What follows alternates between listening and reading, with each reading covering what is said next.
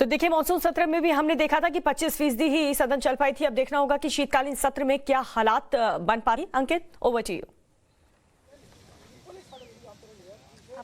बहुत बहुत शुक्रिया हमसे जुड़ने के लिए। इस वक्त हो रहा है एक बहुत ही महत्वपूर्ण विंटर सेशन है। शीतकालीन सत्र शुरू होगा। 25 दिनों का इसके पूरा कार्यकाल रखा गया है इस सत्र का।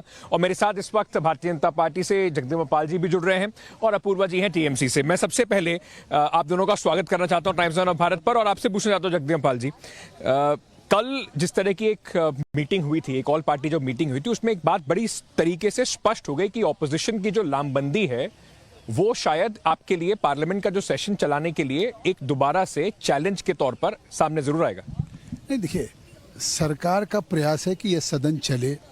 पिछला सत्र जिस तरह से वॉश आउट हुआ, किस इशू पे वॉश आउट हुआ? पेगासस पे। क्या पेगासस का कोई एक बाहर के अखबारों में छपी हुई खबर के आधार पे देश के तमाम ज्वलंत समस्याएं हों, देश के इशूज हों, उस पे बहस करके न करके, और जिस तरह से कांग्रेस पार्टी ने पूरे वॉश आउट कर दिया, देश की जनता ने उसको देखा था।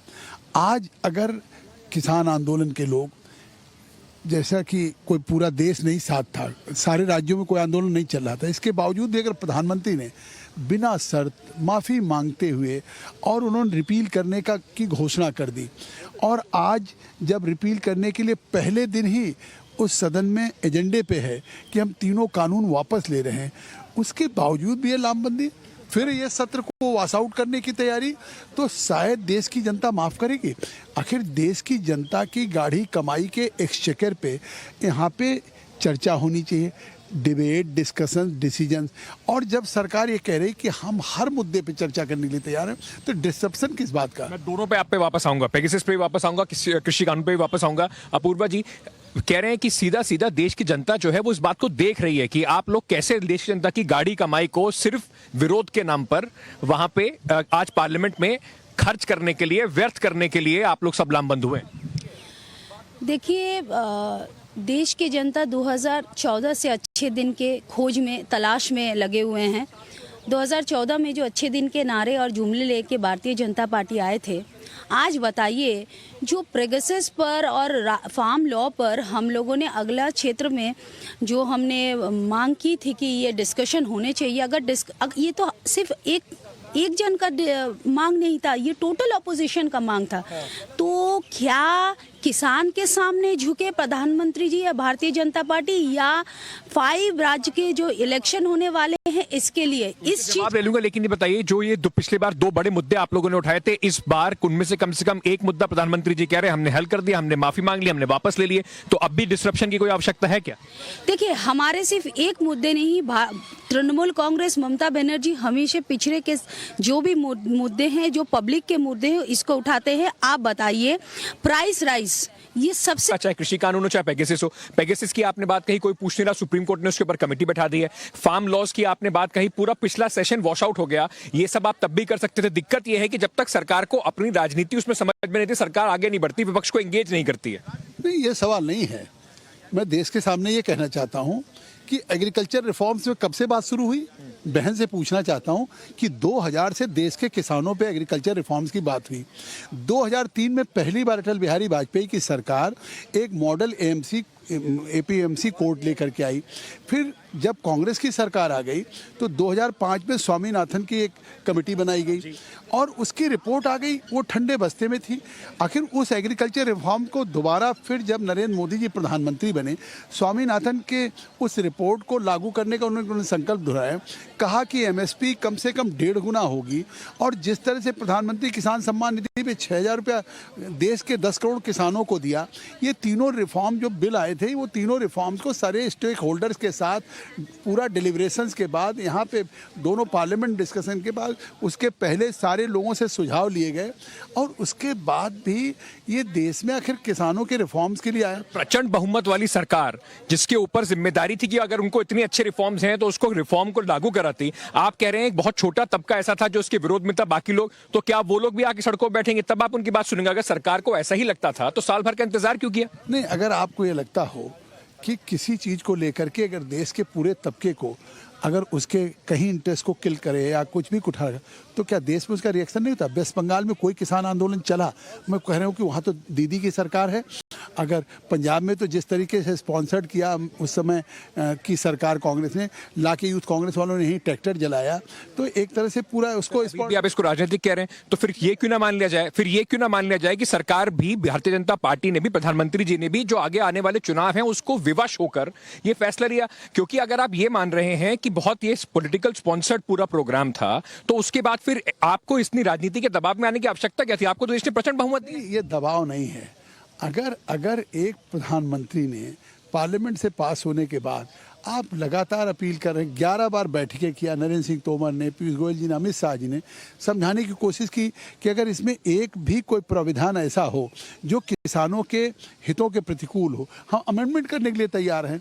अब इसके बावजूद भी अगर कुछ लोग बैठे हैं, अगर इसके बाद प्रधानमंत्री ने उसको वापस ले लिया तो ये कितनी बड़ी उनका बड़प्पन है। और अगर एमएसपी पर कुछ बातचीत होगी सर? नहीं, एमएसपी पे तो उन्होंने कह ही दिया कि हम 1.5 गुना कम से कम देंगे। ये तो ऑलरेडी प्राइम मिनिस्टर का एक घोषणा हो चुकी, कमिटमेंट हो चुका। और एमएसपी जो भी आ रही है, आप देख रहे हैं कि जो उत्पादन मूल्य है किसान का, उससे कम लागत से 1.5 गुना मिले। और इसके बावजूद मैं कह रहा हूँ, सवाल तो आज शीतकालीन का सत्र शुरू हो रहा है ना, तो जब ये शीतकाल सत्र शुरू हो रहा है तो किस लिए हो रहा है? जो मुद्दे, चाहे महंगाई की बात कर रही हों, चाहे और मुद्दे हों, किसी मुद्दे को भी बिजनेस एडवाइजरी कमेटी में सारी पार्टी के मेंबर रहते हैं। मैं भी बिजनेस एडवाइजरी कमेटी का लोकसभा मेंबर हूँ। तो आज उसमें सब विषयों पे स्पीकर चर्चा करने के लिए तैयार रहते हैं, कहते हैं आप प्रस्ताव दीजिए। तो जब सब पे स्पीकर तैयार है, सरकार तैयार है, तो पहले दिन से लामबंद होकर डिस्कशन की बात क्यों हो रही है? पहले दिन से क्यों कर रहे हैं आप लोग? और एमएसपी की आप लोग बात कर रहे हैं। कल भी मैं देख रहा था कि जो ऑल पार्टी मीटिंग है उसके बाद भी काफी सारे नेताओं ने आके यही बात बार बार दोहराई कि एमएसपी पे कानून बनना चाहिए। आपको भी पता है कि प्रैक्टिकली देश दिवाली बनने की तरफ चला जाएगा अगर एमएसपी पे कानून बना के हर फसल पे अगर सरकार देने शुरू कर दे तो। मुश्किल काम है। ऐसा क्यों सरकार के सामने आप लोग चुनौती रख रहे हैं जो फुलफिल ही नहीं हो सकती? नहीं, सरकार तो कहे थे कि 14 करोड़ के नौजवान को नौकरी देंगे हर साल। 2 करोड़ मतलब आज 7 साल में कितना हुए? 14 करोड़। देखिए, अगर सरकार की इच्छा हो तो ये सब मुमकिन है, क्योंकि इन लोग आज अगर देश जिस राह पे चल रहे हैं, बेकारी है, कहीं पर भी रोजगार नहीं है, हमारे जो प्राइस का बढ़ोतरी है, तो ये सब चीज पर भारतीय जनता पार्टी का ध्यान नहीं है। बस उन पर जो है, छोटा सा अपडेट भी दे दें। देश के गृह मंत्री अमित शाह भी इस वक्त संसद पहुंच गए।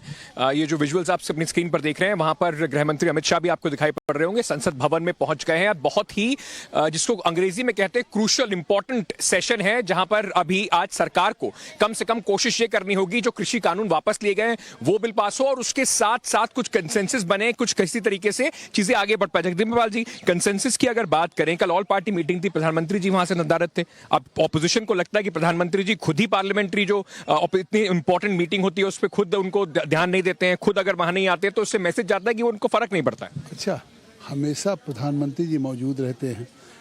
जो ये कभी हुआ है कि पार्लियामेंट में जिस तरह से उस कानून के, तीनों कानून के जब पास हो रहा था तो 6 घंटे करीब लोकसभा में बहस हुई, 5.5 घंटे राज्यसभा में।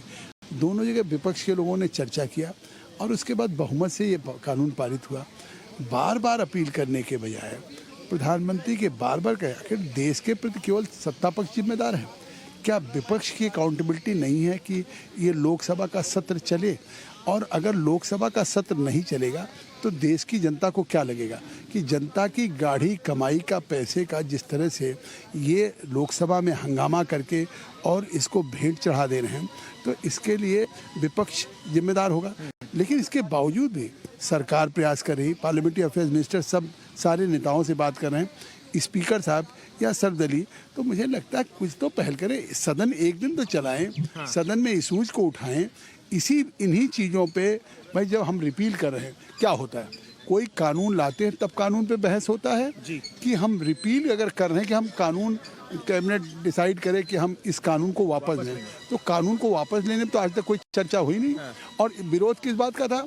ये लगातार 1 साल से आंदोलन, क्या कहते थे किसान नेता कि जिस दिन ये तीनों काला कानून वापस होगा उस दिन हम घर जाएंगे। अब इसके बाद अगर तीनों कानून वापस हो गया तो क्या घर नहीं जाना चाहिए? क्या राजनीति नहीं हो रही? सरकार को मौका तो दीजिए। सरकार कह रही है पहले दिन से ही आप लोग बिल्कुल तैयारी से आते हैं कि बस चलने नहीं देंगे। सरकार को मौका नहीं दे रहे आप। कौन बोल रहा है? अभी तक तो हम लोग देखिए, एक तो बात है कि सरकार का हमेशा यही प्रयास रहा है कि उनके पास मेजॉरिटी है, वो सिर्फ बिल्स को बुलडोज करेंगे, ना वो स्टैंडिंग कमेटी में डालेंगे, ना वो सिलेक्टिव कमेटी में डालेंगे। किसी के जरूरत नहीं है, बस उनके पास नंबर्स है, वो इसी तरह बुलडोज करेंगे। और जो है आज जो विपक्ष के बात को नहीं सुने जाएंगे, लेकिन आज जो आंदोलनकारी ने कहा कि जब तक रिपील नहीं होंगे तब तक हम लोग यहाँ से नहीं हटेंगे, वो लोग भी इस दुविधा में हैं। क्या ये अच्छे दिन के जैसे जुमले नारे नहीं हो, यही के वजह से आज भारतीय जनता पार्टी के नंबर्स हैं। तो आज हमारे पार्टी की ओर से हम लोग ये कहना चाहते हैं कि आप लोग वुमेन रिजर्वेशन बिल को लाइए और इसको पास कीजिए। यहाँ पे सब कोई समर्थन करेंगे। ये चीज क्यों? पर मैडम सदन में आप लोग यार कह रही चैनल पे, ये मेरी बहन आखिर देश को क्या कहना चाहती है?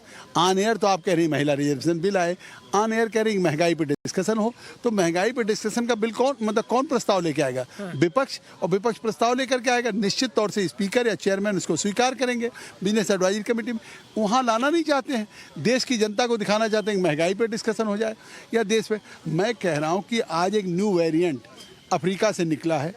आज क्या एडवाइजरी जारी हो रही है, उसके लिए भारत सरकार क्या सावधानी बरत रही है? ओमिक्रॉन अगर उससे कुछ भी अगर पॉजिटिव पाए जा रहे हैं, पूरे दुनिया को दहशत हो रही है, तो ये सवाल महत्वपूर्ण है। सरकार को घेरने के लिए आपके पास बहुत सारे मुद्दे हैं। देखिए, आज ये एक साल बाद जब 500 से अधिक किसान के मौत हो गए, तब मोदी सरकार जी ने ये रिपील करने का निर्णय लिया। लेकिन अगर कोरोना के टाइम में जब लॉकडाउन हुआ तो उसके बाद ये चीज को लेने का विचार लिया होते, तो फिर आज ये दिन, ये 500 किसान को हम 500 से 500 ये बात बार बार उठ रही है। अब सर, अगर ये विपक्ष नहीं, अगर ये विपक्ष लॉकडाउन में कितने गिनती पर तो सरकार कुछ भी कह सकती है, क्योंकि सरकार से जब सवाल पूछो कितने माइग्रेंट मारे गए, वो कहते हैं हमारे पास डेटा नहीं है। बताइए कि टिकैत ने क्या कहा था? टिकैत ने कहा था कि जिस दिन कानून वापस होगा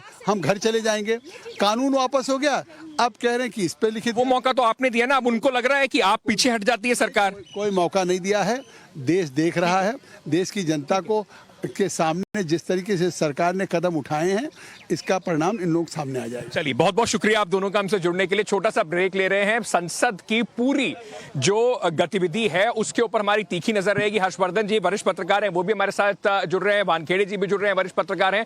वापस आते रहेंगे, बात करते रहेंगे, समझाते रहेंगे अंदर क्या हो रहा है, कैसा माहौल अभी से ही बन रहा है पार्लियामेंट सेशन से पहले, जो शीतकालीन सत्र है, एक बहुत ही इस बार का महत्वपूर्ण सत्र है। आपको उससे जुड़ी सारी जानकारी यहीं पर टाइम्स ऑन भारत से सीधे पार्लियामेंट के सामने से लाते रहेंगे। छोटा सा ब्रेक, वापस आ रहे हैं।